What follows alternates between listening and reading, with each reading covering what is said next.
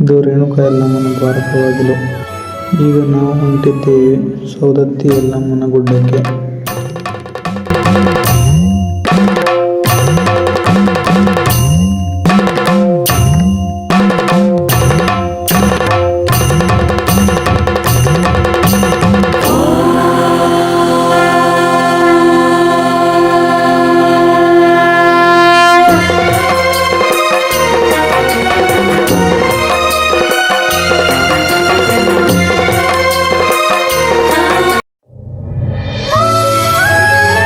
ರೇಣುಕಾ ಯಲ್ಲಮ್ಮ ದೇವಿಯ ದ್ವಾರಕ ಬಾಗಿಲು ಇದು.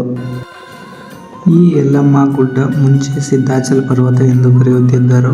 ಯಾವಾಗ ಇಲ್ಲಿ ಯಲ್ಲಮ್ಮನ ದೇವಸ್ಥಾನ ಆಯಿತೋ ಆವಾಗಿಂದ ಇದನ್ನು ಯಲ್ಲಮ್ಮ ಗುಡ್ಡ ಎಂದು ಕರೆಯುತ್ತಾರೆ. ಇಲ್ಲಿ ಇರುವ ದೇವಿಯ ಹೆಸರು ರೇಣುಕಾ ಯಲ್ಲಮ್ಮ ದೇವಿ.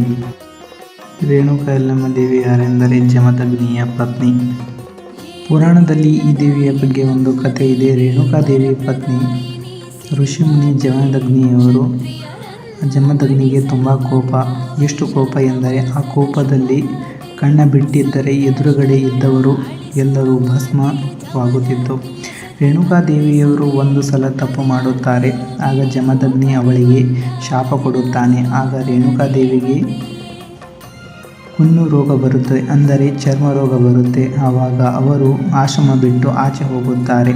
ಆಮೇಲೆ ಅವರು ರೇಣುಕಾದೇವಿಯವರು ಸೌದತ್ತಿ ಕಡೆ ಬಂದಾಗ ಇಲ್ಲಿ ಇಬ್ಬರು ಸಿದ್ಧಿ ಪುರುಷರು ಹೇಳುತ್ತಾರೆ, ಈ ರೋಗ ಹೋಗಬೇಕೆಂದರೆ ಅರ್ಶಿನ ಹಚ್ಚಿಕೊಂಡು ಜೋಗುಳ ಬಾವಿಯಲ್ಲಿ ಸ್ನಾನ ಮಾಡಬೇಕು ಅಂತ ಹೇಳುತ್ತಾರೆ. ಅದು ಆದ ಮೇಲೆ ಅವರಿಗೆ ವಾಸಿಯಾಗುತ್ತೆ. ಮತ್ತು ರೇಣುಕಾದೇವಿಯವರು ಆಶ್ರಮಕ್ಕೆ ಬರುತ್ತಾರೆ. ವಾಪಸ್ಸು ಬರದಿದ್ದನ್ನು ನೋಡಿ ಜಮದಗ್ನಿಗೆ ಮತ್ತಷ್ಟು ಕೋಪ ಬರುತ್ತದೆ.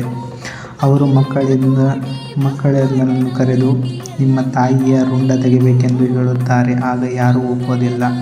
ಜಮದಗ್ನಿಗೆ 5 ಜನ ಮಕ್ಕಳು ಇರುತ್ತಾರೆ, ಅದರಲ್ಲಿ 4 ಜನ ಒಪ್ಪೋದಿಲ್ಲ ಎಂದು ಹೇಳುತ್ತಾರೆ. ಆಗ 4 ಜನರನ್ನು ಸುಟ್ಟು ಭಸ್ಮ ಮಾಡುತ್ತಾನೆ. ಪರಶುರಾಮ ಕರೆದು ಹೇಳುತ್ತಾರೆ. ಆಗ ಪರಶುರಾಮ ತನ್ನ ತಂದೆಯ ಮಾತನ್ನು ಕೇಳಿ ತನ್ನ ತಾಯಿಯ ರುಂಡವನ್ನು ಕಡಿಯುತ್ತಾನೆ. ಆಗ ಜಮದಗ್ನಿ ಖುಷಿಪಡುತ್ತಾನೆ. ಆವಾಗ ಜಮದಗ್ನಿ ಹೇಳುತ್ತಾನೆ, ನಾನು ನಿನಗೆ 3 ವರ ಕೊಡುತ್ತೇನೆ, ಏನು ಬೇಕು ಕೇಳ್ಕೊ ಎಂದು ಹೇಳುತ್ತಾನೆ. ಆಗ ಈ ಪರಶುರಾಮ ಹೇಳುತ್ತಾನೆ, ಮೊದಲನೇ ವರ ನಿನ್ನ ಕೋಪವನ್ನು ಬಿಡಬೇಕು, 2ನೇ ವರ ನನ್ನ ಸಹೋದರರು ಎಲ್ಲರೂ ಜೀವಂತವಾಗಬೇಕು, ಮತ್ತು 3ನೇ ವರ ನನ್ನ ತಾಯಿ ಮತ್ತೆ ಜೀವಂತವಾಗಬೇಕೆಂದು ಹೇಳಿಕೊಳ್ಳುತ್ತಾನೆ. ಆ 3 ವರವನ್ನು ಜಮದಗ್ನಿ ಈಡೇರಿಸುತ್ತಾನೆ. ಇಲ್ಲಿ ಪ್ರತಿ ಮಂಗಳವಾರ ಮತ್ತು ಶುಕ್ರವಾರ ತುಂಬ ಜನ ಕುಡಿಯುತ್ತಾರೆ. ಜಗದಾಂಬಿಕೆ ಜಗನ್ಮಾತೆ ಸರ್ವದಾತಿನಿ ಜಗಜನನಿ ಪಾಪ ಕರ್ಮಗಳ ಕಳೆಯುವ ದೇವಿ ಶ್ರೀ ರೇಣುಕಾಂಬೆ ಶರಣೆಂದೇ ಗ್ರಹಣ ಕಾಲದಲ್ಲಿ ಬಾಧೆ ಕಳೆಯುವ ಶ್ರೀ ಆದಿಶಕ್ತಿಗೆ ಜಯ ತಂದೆ.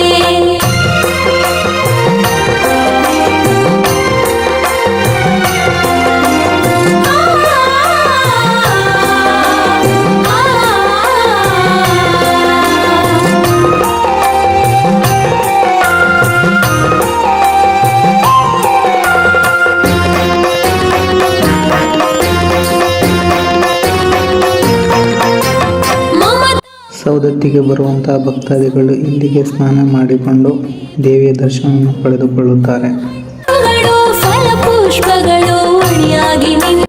ಇದು ಸೌದತ್ತಿಯ ಎಣ್ಣೆಯ ಕೊಂಡ.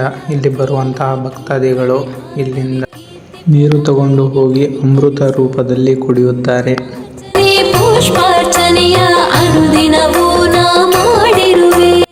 ರೇಣುಕಾ ಎಂದರೆ ರೇಣು, ರೇಣು ಅಂದರೆ ಅಣು, ಅಣು ಅಂದರೆ ಕಣ, ಕಣದಲ್ಲಿ ಭಗವಂತ ಇದ್ದಾನೆ ಅಂತ ಕರಿತೀವಲ್ಲ, ಹಾಗೆಯೇ ರೇಣುಕಾ ಪ್ರತಿಯೊಂದು ಕಣದಲ್ಲಿ ಇದ್ದಾಳೆ. ಅದಕ್ಕೆ ಎಲ್ಲರೂ ರೇಣುಕಾ ಯಲ್ಲಮ್ಮವನ್ನು ಆರಾಧನೆ ಮಾಡುತ್ತಾರೆ.